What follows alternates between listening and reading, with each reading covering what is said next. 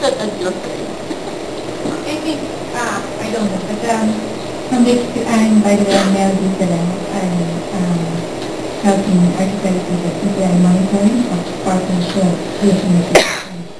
But from the experience of the partners who have used the PPI, at the initial stage, during the pilot and the initial rollout, at least two MFIs had difficulty reaching or covering all the clients that they targeted to in the survey because the loan officers, of course, have their target, okay, collection target. So between doing the PPI survey and collecting the loan, which do you think would be the first objective of the loan officer? I think on the ground, this is how it turned out. This balancing act. Maybe at the management level, it's very clear they like to measure social performance, but I think at the end, when you come to the test task, the management has to support the loan officers in meeting their target. So the balancing act is in the case of CARD, what do you think, or how should the management view, because this is how it works in the field. I mean, and then we can't bring up the results because there's no result or there's no data that's been gathered. So I think that is more or less, I think we all have good intentions. We all want to balance two bottom lines, but this is really where the typical dilemma of people. What we did was to incorporate the PPI tool into our membership form. So it helped that there are just 10 indicators that need to be tracked. So nag-fit in siya. Otherwise, if it is a separate interview, then I'm sure 100% na if there's a pull between meeting financial target and gathering data for social performance, then the loan officer would also always opt to meet his targets, financial targets. What we are doing now is to train field staff on client assessment techniques training. Ang ginagawa namin, we also fit into their schedule. Like they do it towards the weekend.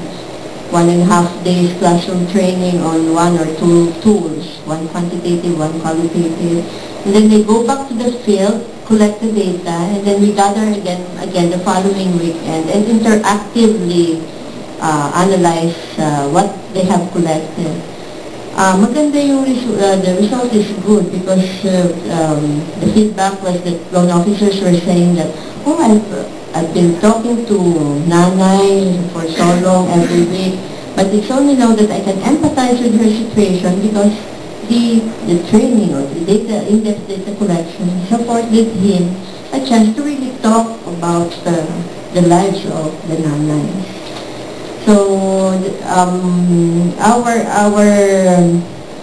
thinking is that if our loan officers and our branch staff understand that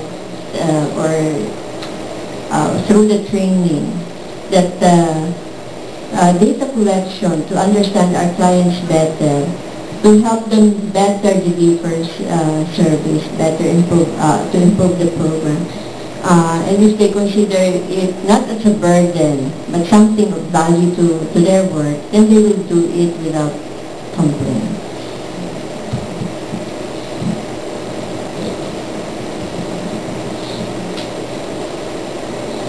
Good morning. I'm Philip now from PSPI. My question is directed to Ms. Alice. You mentioned a while ago that you are now into individual lending. And before you were in group lending, so what made you convert to individual lending? And did it ever improve your social performance objectives? Thank you. We had a very serious repayment crisis in 2003. And the findings of the research was that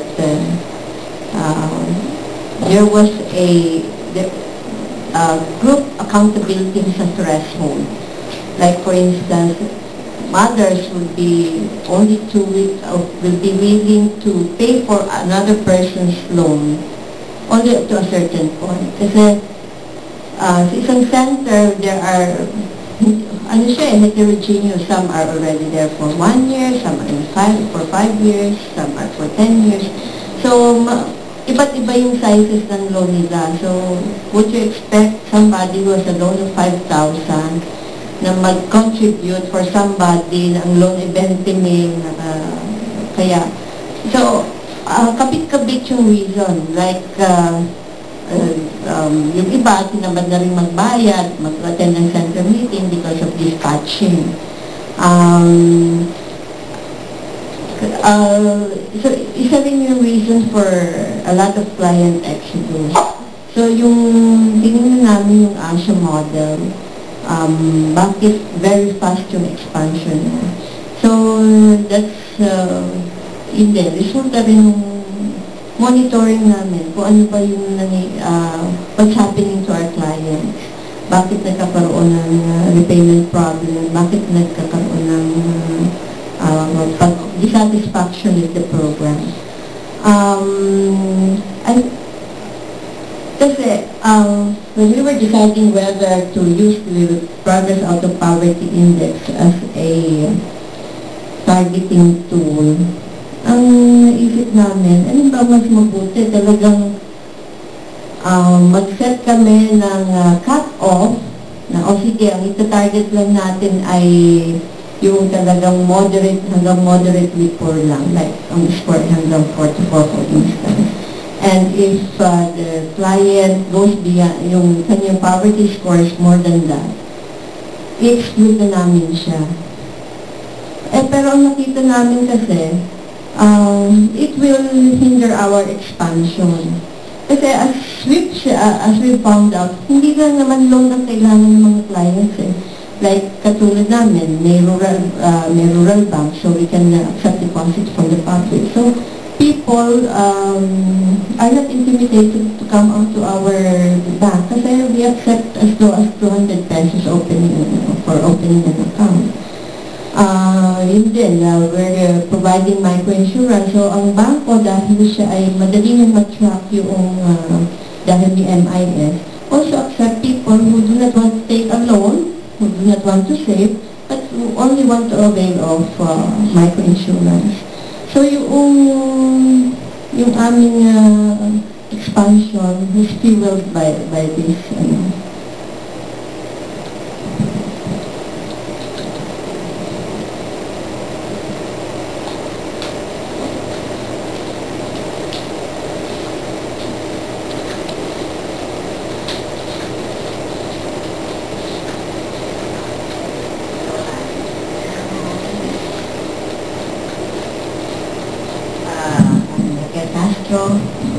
I'm from Grand Philippines. It's a humanitarian organization with a very small microfinance program.